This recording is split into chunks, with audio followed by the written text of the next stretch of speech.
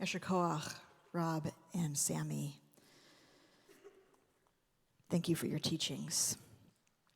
Rob, given that the Passover ritual is described for the first time in our Parsha and imagines a future where Jews are free, you asked, what was life like once the people were free? How did they go forward from there? It's a question I've been asking myself about the Jewish people in this time, during the dramatic and devastating events of our generation that you just spoke about. How do we go forward from here? 15 weeks after October 7th, the war is still going on, and people are still dying. Israelis are still terrified, wounded, and mourning, and facing signs of a wider war on all sides. 24,000 Palestinians have been killed, and the Israeli government estimates that only about 8,000 of those were combatants. 2 million Palestinian people are starving, homeless, and in danger of famine.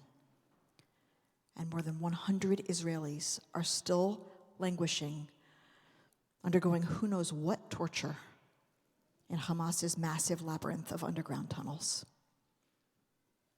Meanwhile, American Jews are isolated, shocked at the degree and the ferocity of the anti-Semitism that has been laid bare in this country, and by the polarization that has divided almost everyone into two camps: for Palestine against Israel, or for Israel against Palestine. Since October 7th, week after week, over the course of 12 sermons, I've called upon all of us to reject that binary thinking. I've acknowledged that as Jewish people, many of us have family in Israel and are family with Israel. And it is natural for us to grieve and care first and most about our own family.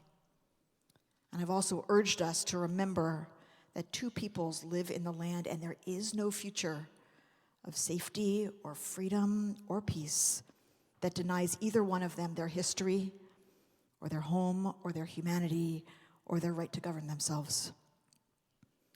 I've urgently called on Hamas to release the hostages and on the Israeli and the United States governments to do everything in their power to protect innocent Palestinian lives and bring the hostages home.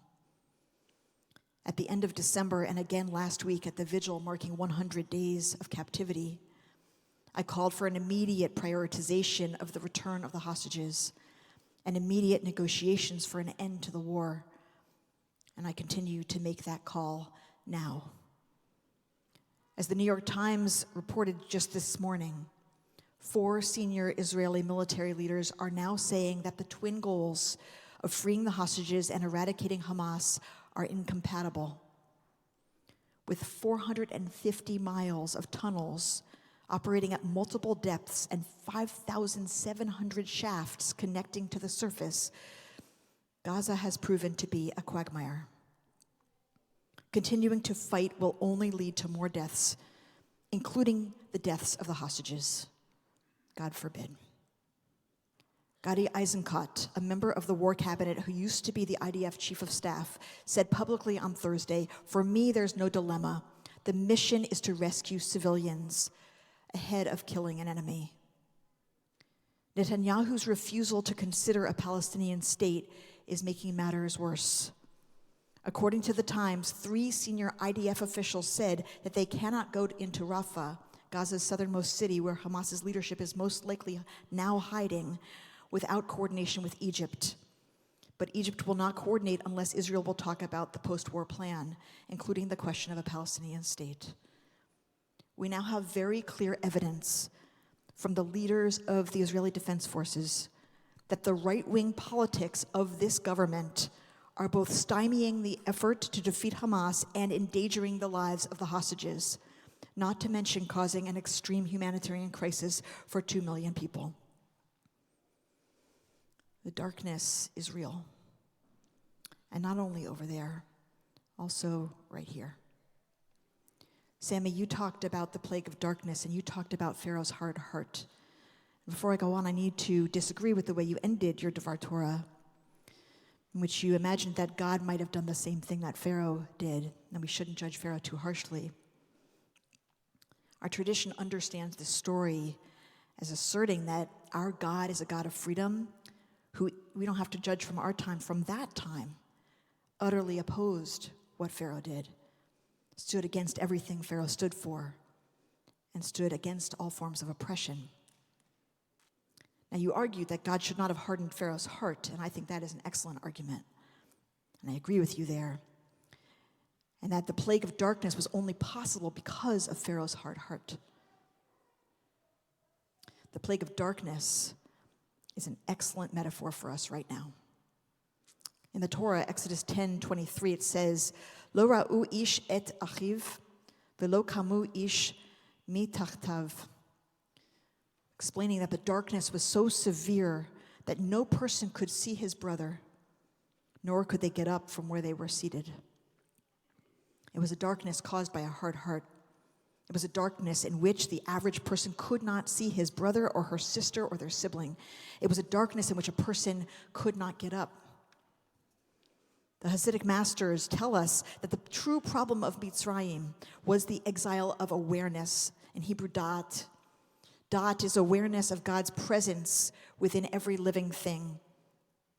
And we are now in a time when people celebrate the death of innocence and are indifferent to the deaths and captivity of innocence.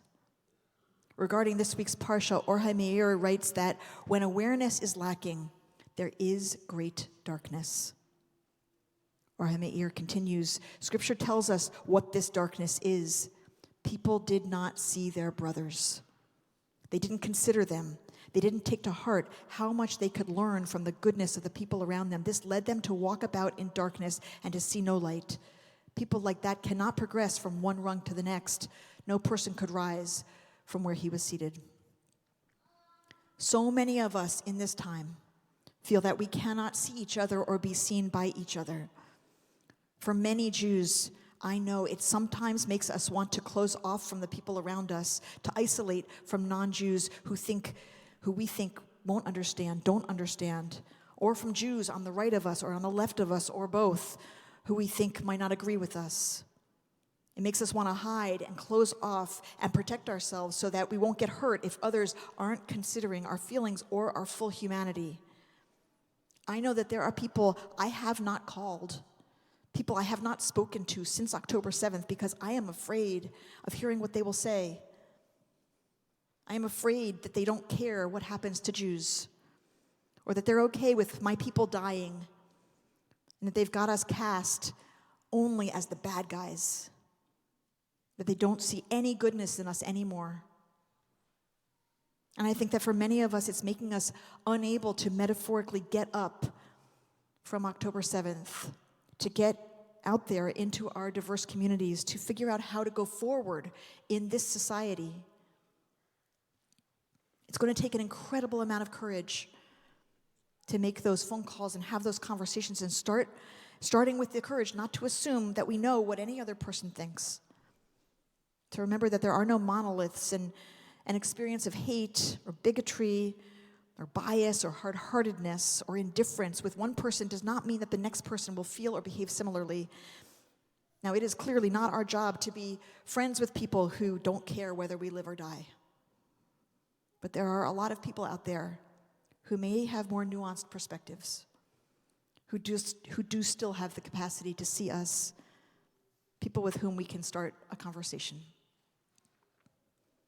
Last weekend, Martin Luther King Jr. weekend, about 25 members of CBE got on a bus with about 25 members of Antioch Baptist Church, the Black Baptist church that we've been partnering with for the last 3 years, to travel down to Washington, D.C. together to visit the African American History Museum and the Holocaust Museum together, as well as the Lincoln Memorial and the King Memorial, so that we could talk clearly and directly to each other about racism and anti-Semitism, so that we could better understand each other's histories and each other's pain, so that we could better walk forward together to address racism and anti-Semitism in Brooklyn and in our country. Now, our partnership up until last weekend, it has not been easy. Some of you know that. Painful things have been said and done.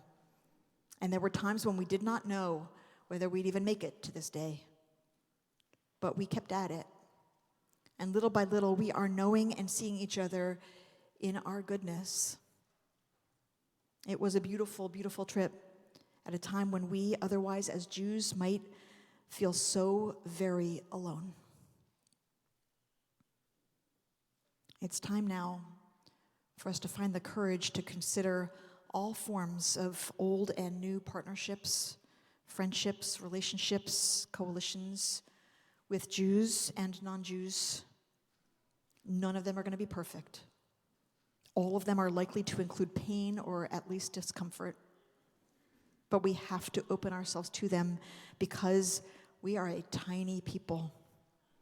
Our society needs a reckoning, and we've got to be part of that reckoning. And we cannot go it alone. So even in this incredibly dark time, let us not give up on other people, just as we hope that they will not give up on us.